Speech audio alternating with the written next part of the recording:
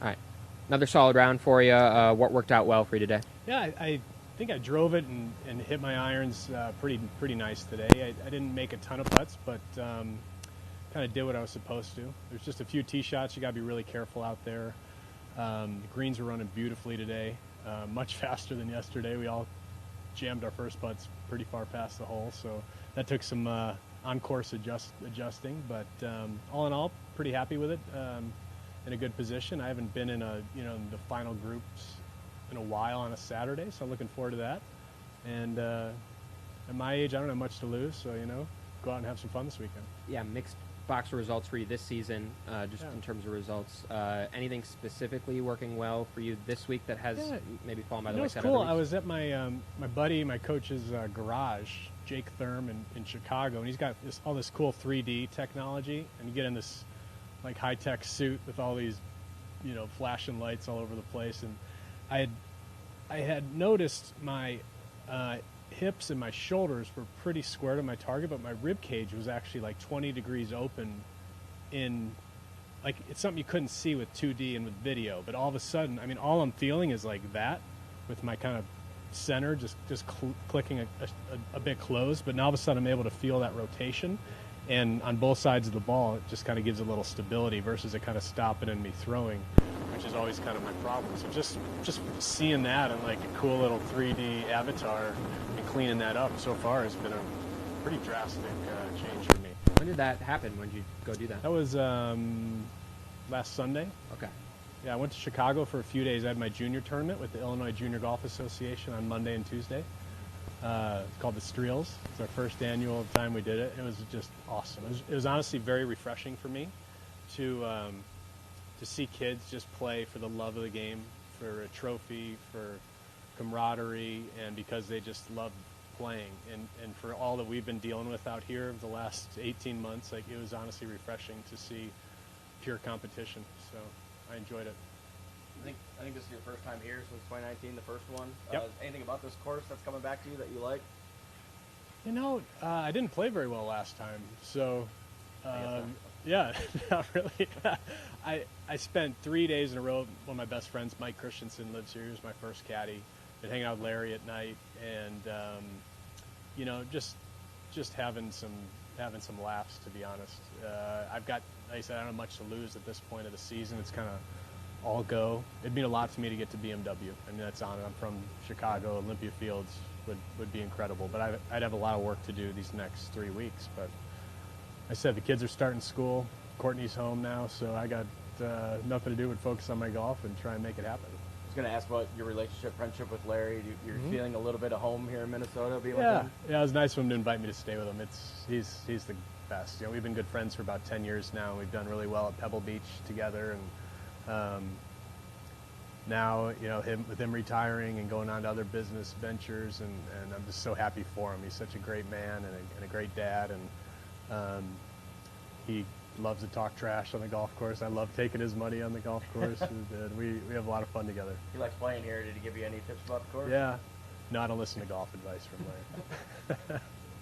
Considering your position in the standings, you mentioned you want to get back to the BMW or Olympia Fields. What was the mindset coming into this week? It wasn't really an expectation type of week. It just was, I'm kind of enjoying the feelings I'm having with my golf swing right now, and it's nice to have some scientific data, empirical data, proof of what I've kind of been doing wrong. So all of a sudden to believe in that, it was like, oh yeah, there we go. And all of a sudden once we get that feeling that we know is right, it's kind of off to the races sometimes. So hopefully it continues. Gonna need to continue. There's obviously some incredibly strong golfers right behind me, but yeah, it's gonna be fun, and we'll keep attacking. The weather looks great this weekend, so that'll be nice. I know you mentioned being at that junior tournament. It was nice to kind of step away from the craziness around the tour. Did you have a chance to read Jay's memo he sent out Wednesday night, and what are your thoughts on that? Yeah, I was on a pack call about an hour and a half of my Pro-Am. I had to apologize to my Pro-Am partners because I had my AirPods in, listening to Jay, and I think we were all very appreciative of him being open and honest about everything that's transpired, his illness, his timing, the way it was all brought out, there were some apologies, there were some tough questions, but there were a lot of answers. And I think we all appreciated that. It's not a closed book, but I think a lot of us were able to put a few things behind us. And it's been heavy on us, to be honest. It's been wearing for a lot of us who've been around and been on the pack and been on the board, and just because we care so much. And hopefully we kind of have direction going forward, and we can come to a good agreement for the future of golf, and most importantly the fans and our sponsors and the future generations. You've been in the playoffs a lot throughout your career. Obviously, this year being a different cutoff, has that made this kind of stretch run here feel a little different, or as you approach these weeks, it's not 125, it's 70 now? Yeah, I haven't really been sniffing it too close, so I really haven't been expecting to be there. It's just kind of like I got to focus on this round, and I got to focus on this shot in front of me, to be honest. We've played enough of these tournaments, crazy things can happen any 1 week, so just kind of stand patient, and if an opportunity comes, you got to try and grab it. But if not, you just try and get better for the next week and prepare to try and make it happen the next week. That's kind of what I love about our sport too. I think it would be depressing to be on a bad baseball team and like the end of the season, you can't get the playoffs. But I mean, like Jim Herman a few years ago missed most of the cuts of the year, and then he goes and wins the Wyndham. Like that's such a cool story and such a cool part of our game that I think makes us different, and feel fortunate to be able to do that. You touched on it yesterday. You still get a kick out of competing against a field that keeps getting younger? I do. Yeah, I do. My goal is to always get to 45 and then try and be home with my family for a few years before the Champions Tour. But now that I'm pretty much there, it's like I still feel compelled and called, and I'm still passionate about practice and nutrition and fitness and like trying to improve. So I think I brought that up to my wife, and she's like, "You'd be crazy. You'd go crazy at home after 2 weeks, sitting around." So I don't know. Who knows? I don't know what the future will hold, but it's been a heck of a run. I mean, my first year, if you'd have told me I've been out here 16 straight years and like still doing this and having a chance to win things, like I would have said you're crazy. But I feel fortunate, and when you get opportunities, I know you got to try and jump on them. When I've had success in the past, I've played not to lose at times, and I've screwed up.